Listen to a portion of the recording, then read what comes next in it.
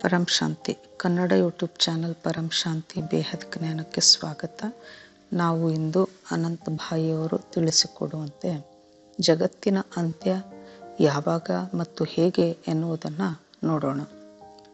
ಅನಂತ್ ಭಾಯಿಯವರು ಹೇಳುತ್ತಾರೆ, ಇಂದು ನಾವು ಪುರಾಣಗಳ ಅನುಸಾರ, ಭಗವದ್ಗೀತೆಯ ಅನುಸಾರ ಹಾಗೂ ವೈಜ್ಞಾನಿಕ ದೃಷ್ಟಿಕೋನ ಮತ್ತು ಆಧ್ಯಾತ್ಮಿಕ ದೃಷ್ಟಿಕೋನ ಹಾಗೂ ದಾರ್ಶನಿಕ ದೃಷ್ಟಿಕೋನದ ಅನುಸಾರ ಅಂತ್ಯದಲ್ಲಿ ಏನಾಗಲಿದೆ, ಜನ ಏನು ಹೇಳುತ್ತಿದ್ದಾರೆ, ನಿಮ್ಮ ಅಭಿಪ್ರಾಯವೇನು ಮತ್ತು ಕಡೆಯದಾಗಿ ಬಾಪೂಜಿಯವರು ಏನು ಹೇಳುತ್ತಾರೆ ಎನ್ನುವುದನ್ನೆಲ್ಲ ಇಂದು ನಾವು ಚರ್ಚಿಸೋಣ. ಮೊದಲಿಗೆ ನಾವು ವೈಜ್ಞಾನಿಕ ದೃಷ್ಟಿಕೋನವನ್ನು ತೆಗೆದುಕೊಳ್ಳೋಣ, ಏಕೆಂದರೆ ಇದು ವೈಜ್ಞಾನಿಕ ಯುಗ. ವಿಜ್ಞಾನಿಗಳು ಹೇಳುವುದೇನೆಂದರೆ ಬ್ರಹ್ಮಾಂಡ ಮತ್ತು ಪೃಥ್ವಿಯ ಅಂತ್ಯವು ಕೆಲವು ಖಗೋಳೀಯ ಘಟನೆಗಳಿಂದ ಅಂತ್ಯವಾಗಲಿದೆ ಎನ್ನುತ್ತಾರೆ.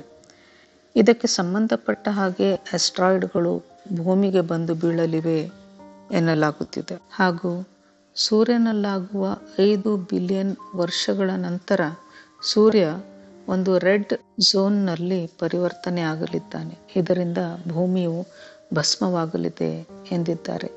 ಈ ರೀತಿ ನಮ್ಮ ವಿಷ್ಣು ಪುರಾಣದಲ್ಲಿ ಸಹ ಹೇಳಿದೆ. ಉಲ್ಕೆಗಳು, ಧೂಮಕೇತುಗಳು ಭೂಮಿಗೆ ಬಂದು ಅಪ್ಪಳಿಸಲಿವೆ ಎನ್ನುತ್ತಾರೆ. ಅಲ್ಲದೆ ಬ್ಲ್ಯಾಕ್ ಹೋಲ್ ಅಥವಾ ಗಾಮಾ ರೇ ಅಂತಹ ವಿಸ್ಫೋಟಗಳು ಸಹ ಘಟಿಸಬಹುದು ಎಂದು ವಿಜ್ಞಾನಿಗಳು ಹೇಳುತ್ತಿದ್ದಾರೆ. ಗ್ಲೋಬಲ್ ವಾರ್ಮಿಂಗ್ನಿಂದ ಜಲವಾಯು ಪರಿವರ್ತನೆ ಆಗುತ್ತದೆ. ಇದರಿಂದಲೂ ಪೃಥ್ವಿಯ ಅಂತ್ಯವಾಗಲಿದೆ ಎಂಬುದು ಇದೆಲ್ಲವೂ ವಿಜ್ಞಾನಿಗಳು ತಮ್ಮ ದೃಷ್ಟಿಕೋನದಿಂದ ಹೇಳುತ್ತಿದ್ದಾರೆ. ಆಧ್ಯಾತ್ಮಿಕ ದೃಷ್ಟಿಕೋನದಲ್ಲಿ ನೋಡುವುದಾದರೆ ಆಧ್ಯಾತ್ಮ ಗುರುಗಳ ಅನುಸಾರ ಈ ಭೂಮಿಯ ಅಂತ್ಯವು ಕೇವಲ ಭೌತಿಕವಾಗಿ ಆಗಲಿದೆ, ಆದರೆ ಅಜರ ಅಮರ ಆತ್ಮದ ಅಂತ್ಯ ಆಗುವುದಿಲ್ಲ. ಆತ್ಮವು ಅನಂತವಾಗಿದೆ. ಮಾಯೆಯು ಮಾಯವಾಗಿ ಆತ್ಮವು ಉಚ್ಚತಮ ಸ್ತರಕ್ಕೆ ಹೋಗಿ ವಿಲೀನವಾಗಲಿದೆ ಎನ್ನುತ್ತಿದ್ದಾರೆ ದಾರ್ಶನಿಕರು. ಜಗತ್ತಿನ ಅಂತ್ಯ ಒಂದು ಚಕ್ರದ ಅಂತ್ಯ ಹಾಗೂ ಹೊಸ ಚಕ್ರದ ಆರಂಭವಾಗಿದೆ. ಜೀವನ ಮತ್ತು ಮೃತ್ಯು ಕೇವಲ ಪರಿವರ್ತನೆಯಷ್ಟೇ ಆಗಿದೆ ಹಾಗೂ ಈ ಚಕ್ರವು ಬ್ರಹ್ಮಾಂಡದ ನಿಯಮಕ್ಕೆ ಅನುಗುಣವಾಗಿ ನಡೆಯುತ್ತಿರುತ್ತದೆ. ದಾರ್ಶನಿಕರು ಹೇಳುವುದೇನೆಂದರೆ ಮಾಯನ್ ಸಿವಿಲೈಸೇಷನ್ನಂತಹ ಅನೇಕ ಸಭ್ಯತೆಗಳು ಜಗತ್ತಿನ ಅಂತ್ಯದ ಬಗ್ಗೆ ಹೇಳಿವೆ. ಮಾಯನ್ನರು 31 ಡಿಸೆಂಬರ್ 2012 ಜಗತ್ತಿನ ಅಂತ್ಯದ ಬಗ್ಗೆ ಭವಿಷ್ಯ ನುಡಿದಿದ್ದರು. ಆದರೆ ಇದು ಕೇವಲ ಒಂದು ಚಕ್ರದ ಅಂತ್ಯವಾಗಿತ್ತೇ ಹೊರತು ಜಗತ್ತಿನ ಅಂತ್ಯವಾಗಿರಲಿಲ್ಲ. ಇನ್ನು ಧಾರ್ಮಿಕವಾಗಿ ನೋಡುವುದಾದರೆ ಅನೇಕ ಧರ್ಮಗಳಲ್ಲಿ ಬೇರೆ ಬೇರೆಯ ಮಾನ್ಯತೆಗಳಿವೆ. ಹಿಂದೂ ಧರ್ಮದಲ್ಲಿ ಭಗವಾನ್ ವಿಷ್ಣುವಿನ ಕಲ್ಕಿ ಅವತಾರದ ರೂಪದ ಬಗ್ಗೆ ಹೇಳಿದೆ. ಕಲ್ಕಿ ಅವತಾರವಾಗುವುದು ಮತ್ತು ಪ್ರಳಯ ಅಥವಾ ಮಹಾವಿನಾಶ ಆಗುವುದು ಎನ್ನಲಾಗಿದೆ. ನಂತರ ಹೊಸ ಸೃಷ್ಟಿ ಚಕ್ರ ಆರಂಭವಾಗುವುದು ಎಂದು ಹಿಂದೂ ಧರ್ಮದಲ್ಲಿ ಹೇಳಿದೆ. ಇಸ್ಲಾಂ ಧರ್ಮದಲ್ಲಿ ಕಯಾಮತ್ ಕಾ ದಿನ್, ಎಲ್ಲವೂ ವಿನಾಶವಾಗುವುದು.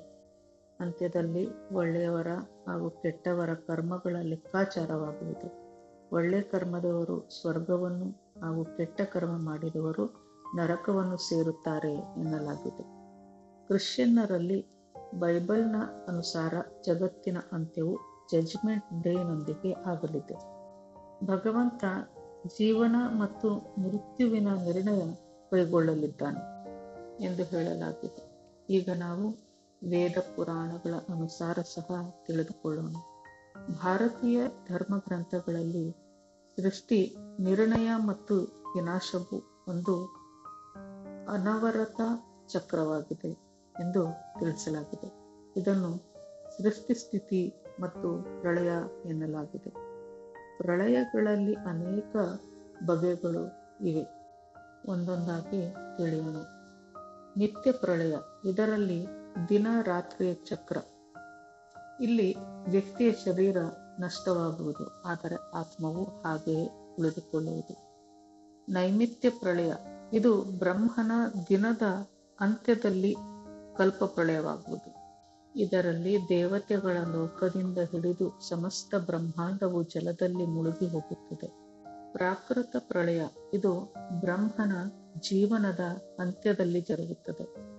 ಎಲ್ಲ ಲೋಕಗಳು ವಿನಾಶ ಹೊಂದುತ್ತವೆ ಹಾಗೂ ಸೃಷ್ಟಿಯು ಪುನರಾರಂಭವಾಗುತ್ತದೆ.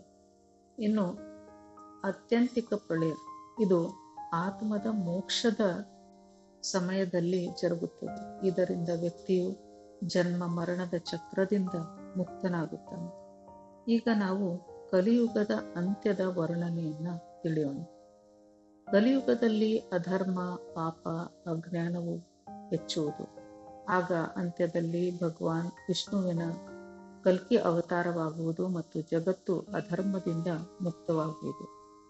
ಇದರ ನಂತರ ಸತ್ಯಯುಗ ಆರಂಭವಾಗುವುದು. ಇಲ್ಲಿ ಮುಖ್ಯವಾಗಿ ನಾವು ತಿಳಿಯಬೇಕೇನೆಂದರೆ ವಿನಾಶ ಹಾಗೂ ಸೃಷ್ಟಿ ಜೊತೆ ಜೊತೆಗೇ ನಡೆಯುತ್ತಿದೆ. ಅಂತ್ಯವನ್ನು ತಿಳಿಯಲು ಆತ್ಮಜ್ಞಾನ ಬೇಕು.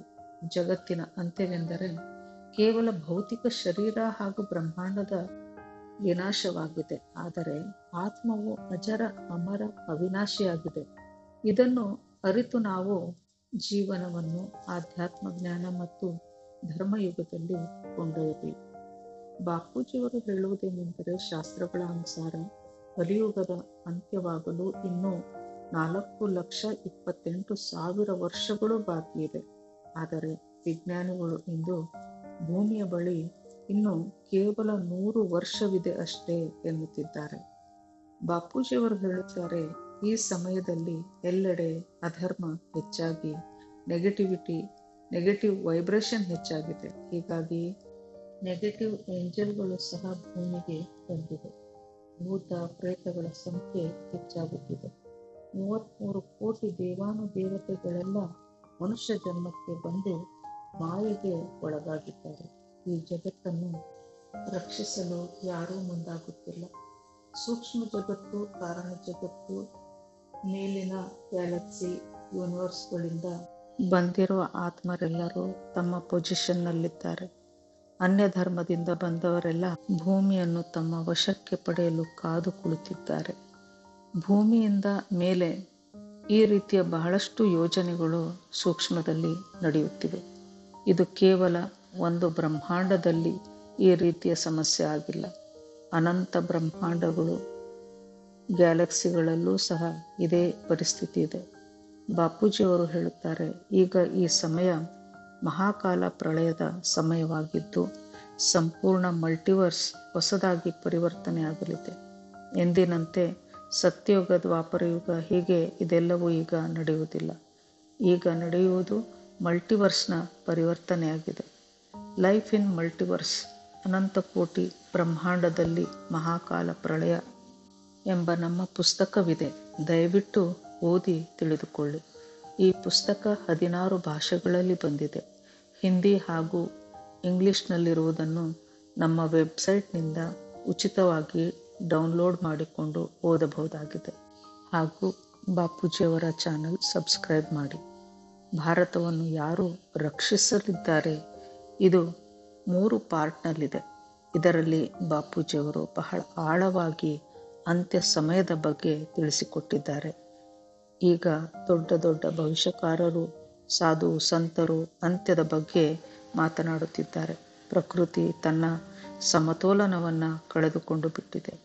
ಆತ್ಮರೆಲ್ಲ ಬೇಗನೆ ಜಾಗೃತರಾಗಿರಿ. ಅಂತ್ಯದಲ್ಲಿ ಸೂಕ್ಷ್ಮದಲ್ಲಿ ಹಾಗೂ ಭೂಮಿಯ ಮೇಲೆ ಇರುವ 33 ಕೋಟಿ ದೇವಾನುದೇವತೆಗಳು ಜಾಗೃತರಾಗಲಿದ್ದಾರೆ ಎಂದು ಬಾಪೂಜಿಯವರು ಹೇಳುತ್ತಾರೆ. 9 ಲಕ್ಷ ಆತ್ಮರು ಸಂಪೂರ್ಣ ಮಲ್ಟಿವರ್ಸ್ ಅನ್ನು ಪರಿವರ್ತನೆ ಮಾಡಲಿದ್ದಾರೆ ಎಂದು ಬಾಪೂಜಿಯವರು ಹೇಳಿದ್ದಾರೆ. ಬಾಪೂಜಿಯವರ ಬ್ರಹ್ಮಜ್ಞಾನ, ಆತ್ಮಜ್ಞಾನ ಎಂಬ ವಿಡಿಯೋಗಳಿವೆ. ಅವುಗಳನ್ನು ನೋಡಿ ವಿಸ್ತಾರವಾಗಿ ತಿಳಿದುಕೊಳ್ಳಿ. ಪರಂ ಶಾಂತಿ, ಬೇಹದ್ ಕಿ ಪರಂ ಶಾಂತಿ.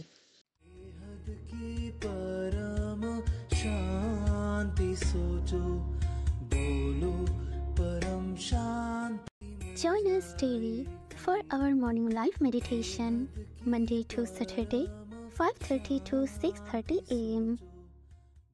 Join us daily for live meditation, 10 p.m. to 11 p.m. on YouTube Live. Subscribe now. Website www.paramshanti.org. Email us anand@paramshanti.org. Like, share, subscribe. Join today.